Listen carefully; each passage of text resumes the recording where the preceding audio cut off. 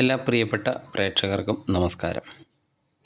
ഐശ്വര്യത്തിൻ്റെയും സമൃദ്ധിയുടെയും ഒക്കെ പ്രതീകമായ മറ്റൊരു വിഷുക്കാലം കൂടി വന്നെത്തിയിരിക്കുകയാണ്. നക്ഷത്രചക്രത്തിലെ 25ാമത്തെ നക്ഷത്രമായ പൂരുരുട്ടാതി നക്ഷത്രക്കാർക്ക് ഈ വിഷു ഫലം എങ്ങനെ പോകും എന്നാണ് ഈ വീഡിയോയിലൂടെ നോക്കുന്നത്. കുംഭക്കൂറിലും മീനക്കൂറിലുമായിട്ടാണ് പൂരുരുട്ടാതി നക്ഷത്രം വരുന്നത്. ഈ 2026 അവർക്ക് വലിയ മാറ്റങ്ങളുടെയും വഴിത്തിരിവുകളുടെയും ഒക്കെ ഒരു വർഷമാണ്.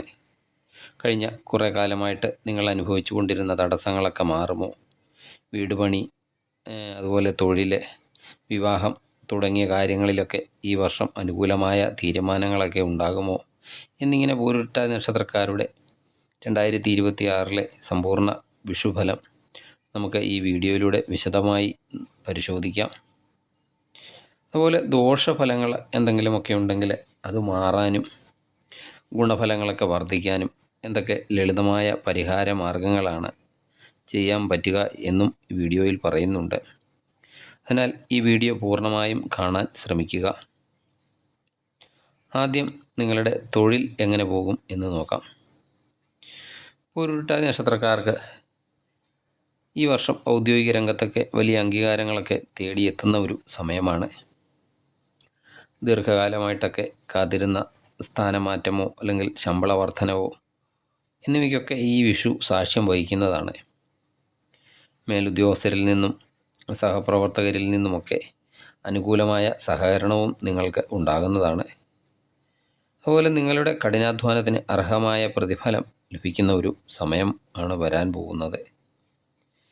നിലവിൽ നിങ്ങൾ ചെയ്തുകൊണ്ടിരിക്കുന്ന ജോലിയിൽ തൃപ്തരല്ലാത്തവർക്കും ഈ വർഷം ശുഭകരമാണ്.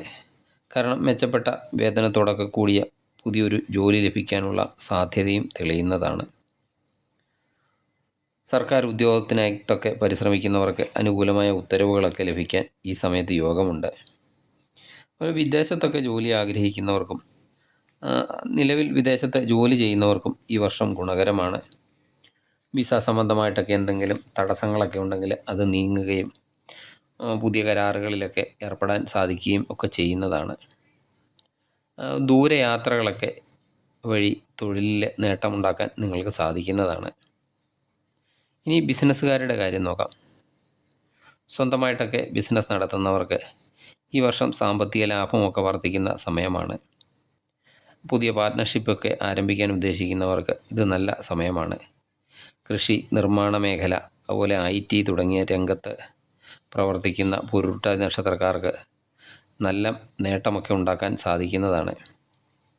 ശ്രദ്ധിക്കേണ്ട കാര്യം എന്താണെന്ന് വെച്ചാൽ തൊഴിൽപരമായി നേട്ടങ്ങളൊക്കെ ഉണ്ടെങ്കിലും അമിതമായിട്ട് ആത്മവിശ്വാസം പുലർത്തുന്നത് ഒഴിവാക്കേണ്ടതാണ്. അതുപോലെ സഹപ്രവർത്തകരുമായിട്ടുള്ള സംസാരത്തിൽ ഒരു മിതത്വമൊക്കെ പാലിക്കേണ്ടതാണ്. പുതിയ ഉത്തരവാദിത്തങ്ങളൊക്കെ ഏറ്റെടുക്കുമ്പോൾ കൃത്യനിഷ്ഠ പാലിക്കാനും ശ്രദ്ധിക്കുക. ഇനി നിങ്ങളുടെ സാമ്പത്തിക കാര്യം എങ്ങനെയുണ്ടെന്ന് നോക്കാം. ഒന്നിലധികം മാർഗങ്ങളിലൂടെയൊക്കെ പണമൊക്കെ കൈവരാൻ സാധ്യതയുണ്ട്. സ്വന്തമായിട്ട് വീട് എന്ന സ്വപ്നമൊക്കെ കാണുന്നവർക്കും ഈ വർഷം അത് യാഥാർത്ഥ്യമാക്കാൻ സാധിക്കുന്നതാണ്. വായ്പകൾക്കൊക്കെ ശ്രമിക്കുന്നവർക്ക് അത് എളുപ്പത്തിൽ അനുവദിച്ച് കിട്ടാൻ ഈ വിഷുവർഷം സഹായിക്കുന്നതാണ്. അതുപോലെ തിരികെ ലഭിക്കില്ലെന്ന് കരുതിയിരുന്ന പണം അപ്രതീക്ഷിതമായിട്ട് നിങ്ങളുടെ കയ്യിൽ വരുന്നതും ദീർഘകാലമായിട്ടൊക്കെ നിലനിന്നിരുന്ന സാമ്പത്തിക ഞെരുക്കങ്ങളൊക്കെ പരിഹരിക്കപ്പെടുന്നതുമാണ്. അതുപോലെ സാമ്പത്തിക തർക്കങ്ങൾ എന്തെങ്കിലും ഉണ്ടെങ്കിൽ അതും പരിഹരിക്കപ്പെടുന്ന ഒരു സമയമാണ്.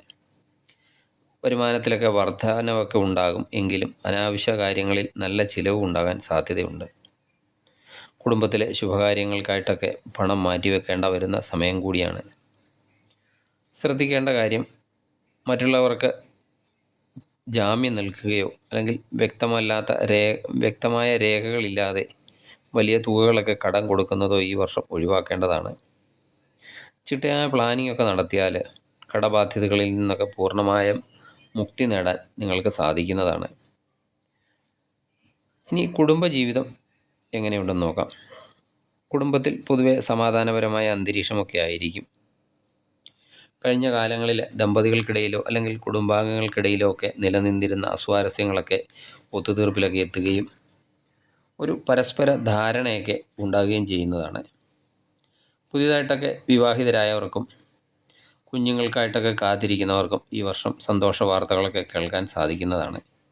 കുടുംബത്തിലെ മംഗളകർമ്മങ്ങളൊക്കെ നടക്കാനും അതിലൂടെ സമാഗമമൊക്കെ ഉണ്ടാകാനും സാധ്യതയുണ്ട്.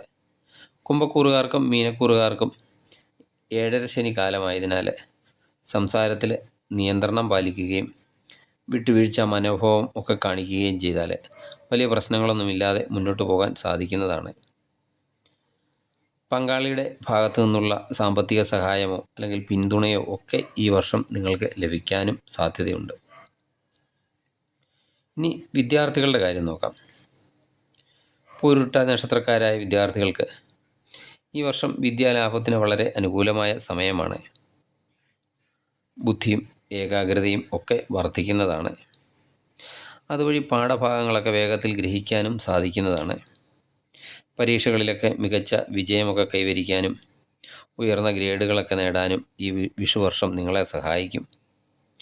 ഉപരിപഠനത്തിനായിട്ടൊക്കെ തയ്യാറെടുക്കുന്നവർക്ക് നിങ്ങൾ ആഗ്രഹിച്ച കോളേജിലോ അല്ലെങ്കിൽ ആഗ്രഹിക്കുന്ന കോഴ്സുകളിലോ ഒക്കെ പ്രവേശനം ലഭിക്കുന്നതുമാണ്.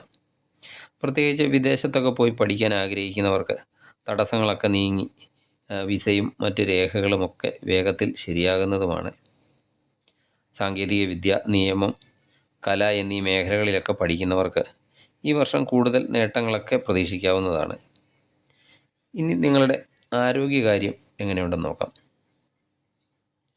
പൂരുരുട്ടാതി നക്ഷത്രക്കാർക്ക് ഈ വർഷം അത്ര വലിയ ആരോഗ്യ പ്രശ്നങ്ങൾ ഒന്നും തന്നെ ഉണ്ടാകാൻ സാധ്യതയില്ല. എങ്കിലും ചെറിയ തോതിലുള്ള കാലുവേദനയോ അല്ലെങ്കിൽ സന്ധിവേദനയോ ഒക്കെ അനുഭവപ്പെടാൻ സാധ്യതയുണ്ട്. ഉദര സംബന്ധമായ അസ്വസ്ഥതകളും ഉണ്ടാകാൻ സാധ്യതയുള്ളതിനാൽ പുറത്തൊക്കെ നിന്നുള്ള ആഹാരം ഒഴിവാക്കേണ്ടതാണ്. അമിതമായ ജോലിഭാരവും അല്ലെങ്കിൽ ഉത്തരവാദിത്വമൊക്കെ കാരണം ചെറിയ തോതിലൊക്കെ മാനസിക സമ്മർദ്ദമൊക്കെ അനുഭവപ്പെട്ടേക്കാം. അതുപോലെ ശ്രദ്ധിക്കേണ്ട കാര്യം വാഹനമൊക്കെ കൈകാര്യം ചെയ്യുമ്പോൾ ശ്രദ്ധിക്കേണ്ടതാണ്. അതുപോലെ രാത്രി കാലങ്ങളിലുള്ള യാത്രയും പരമാവധി ഒഴിവാക്കുക. ഇനി നിങ്ങളുടെ ഈ വിഷുവർഷം ദോഷഫലങ്ങളൊക്കെ എന്തെങ്കിലും ഉണ്ടെങ്കിൽ മാറാനും ശുഭഫലങ്ങളൊക്കെ വർദ്ധിക്കാനും എന്തൊക്കെ ലളിതമായ പരിഹാരങ്ങളാണ് ചെയ്യാൻ പറ്റുന്നത് എന്ന് നോക്കാം. ശനിയാഴ്ചകളിൽ ശാസ്ത ക്ഷേത്ര ദർശനമൊക്കെ നടത്തുകയും നീരാഞ്ജന വഴിപാടൊക്കെ കഴിക്കുന്നതും നല്ലതാണ്. അത് ശനിദോഷത്തിൻ്റെ കാഠിന്യമൊക്കെ കുറയ്ക്കും. വ്യാഴാഴ്ചകളിൽ വിഷ്ണു ക്ഷേത്രത്തിൽ പോയി ദർശനമൊക്കെ നടത്തുകയും വിഷ്ണു സഹസ്രനാമമൊക്കെ ജപിക്കുകയും ചെയ്താൽ സാമ്പത്തികവും തൊഴിൽപരമായിട്ടൊക്കെ ഉണ്ടാകുന്ന തടസ്സങ്ങളൊക്കെ മാറാൻ നല്ലതാണ്. അതുപോലെ ദിവസവും രാവിലെയും വൈകുന്നേരവും ഓം നമോ നാരായണായ എന്ന മന്ത്രം ജപിക്കുന്നത് കുടുംബത്തിലെ ഐശ്വര്യം കൊണ്ടുവരുന്നതാണ്. മൊത്തത്തിൽ നോക്കിയാൽ കഠിനാധ്വാനമൊക്കെ ചെയ്യുന്നവർക്ക് വലിയ നേട്ടങ്ങളൊക്കെ ഉണ്ടാക്കാൻ സാധിക്കുന്ന ഒരു വർഷമാണിത്. ആത്മവിശ്വാസമൊന്നും കൈവിടാതെ ഈശ്വരവിശ്വാസത്തോടെ മുന്നോട്ട് പോയാൽ നിങ്ങൾ ആഗ്രഹിക്കുന്ന നേട്ടങ്ങൾ നിങ്ങൾക്ക് ഈ വർഷം ഉണ്ടാക്കാൻ സാധിക്കുന്നതാണ്.